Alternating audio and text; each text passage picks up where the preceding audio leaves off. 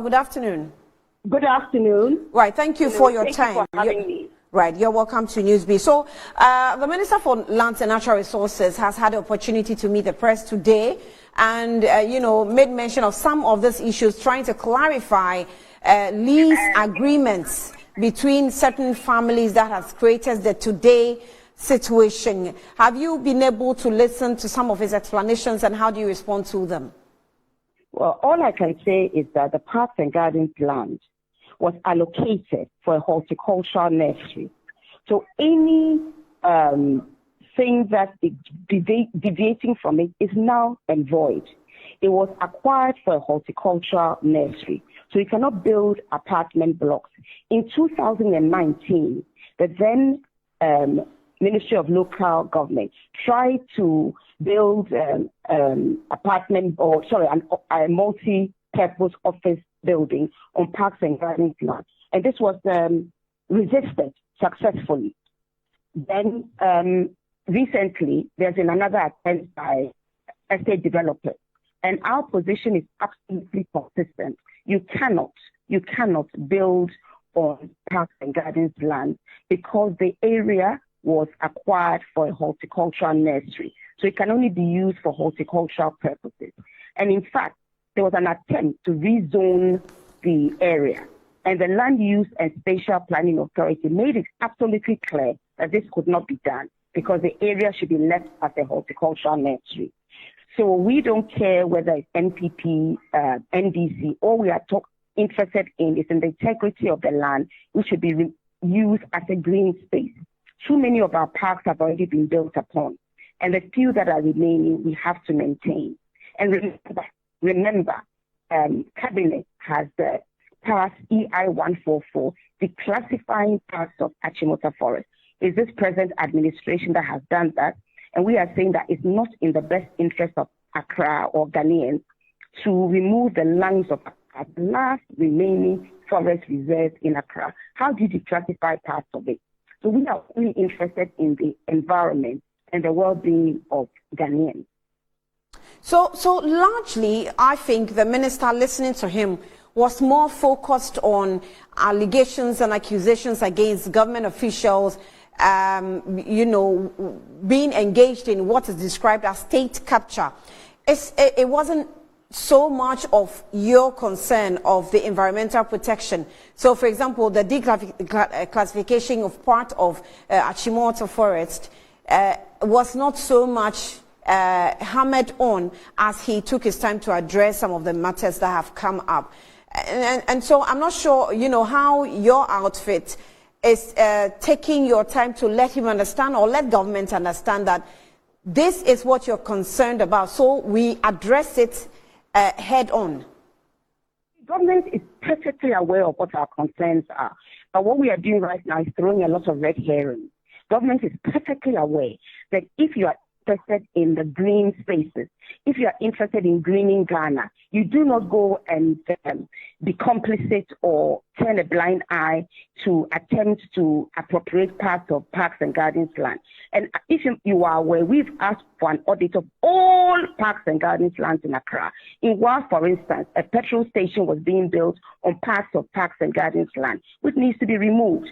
And the government is perfectly aware of the fact that we have been campaigning, not just eco-conscious citizens, so many other reputable organizations campaigning against the declassification of portions of Achimota Forest, because as I said, it's the last remaining forest reserve in Accra, the lungs of Accra, and forest has such an important role to play.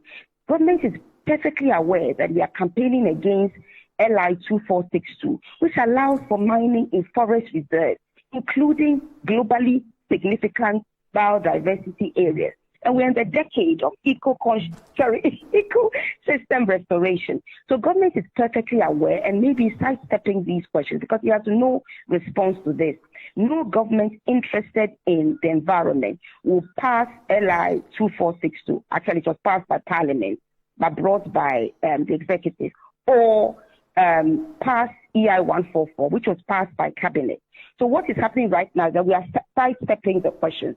We are not interested per se in state capture unless it's state capture of green spaces. That's all we are interested in a clean and green and serene environment. So that's what we are focusing on, not on red herring. So maybe from your angle, you see that probably government is engaging in selectivity in what it wants to address and what it decides to leave out. Selectivity.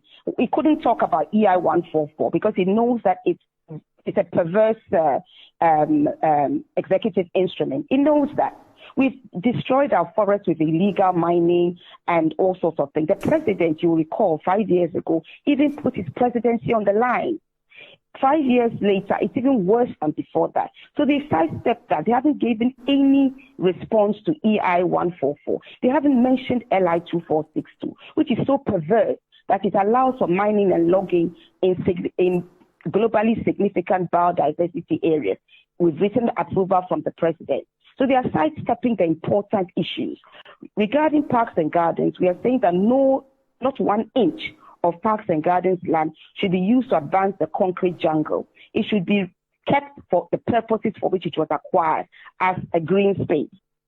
So we're not interested in all these stories that divert attention from the true facts. Right. Have you had the opportunity to also go through laws that will permit us to mine in forest reserves, which of course the CEO of Minerals Commission has indicated that he thinks that there's nothing wrong with it? Well, is anybody who thinks there's nothing wrong with destroying our forest reserves, I'm very sorry. But I mean, one can only say that that person has no clue, no idea about the importance of forest reserves. You know, for example, take Atiwa Forest Reserve.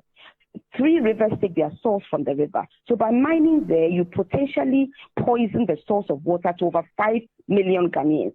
As we speak, the Draw River Forest Reserve is being destroyed, a beautiful forest reserve, and the waters are being polluted or about to be polluted because I've seen pictures of an excavator there. So anybody who cares about the people of Ghana, remember in the Galamsey area, there's an increase in kidney disease. There are maternal deaths. There are deformities because of the irresponsible way in which mining is being conducted. So if anybody just thinks about mining without thinking about the consequences, the person is not interested in the welfare of Ghanaians. I don't want to use any stronger words. Mining should not be done in forest reserves. There's a reason why they're called forest reserves. There's a reason why they're called forest reserves. Recently, we heard of the regional minister planting trees in Dodowa Forest, which has been destroyed. We commend it, but we're also saying that whilst you are trying to restore Dodowa Forest, why is the government intent on destroying parts of Achimota Forest? Why is it intent of mining bauxite in Atiwa Forest Reserve when it knows that there are endangered plants and animal species which will probably die with the mining of bauxite because of the dust. And they know that the source of water of over 5 million people will be polluted. I mean, what other thing can one say apart from the fact that we are not interested in the welfare of people? Mining alone is not what is going to save Ghana. There's also the green economy. And if you mine and in the process, half the population is suffering from kidney disease, what have you achieved? Right. I will ask Sewa there, who is a founder for Eco-Conscious Citizens, speaking to us on the land situation. And obviously,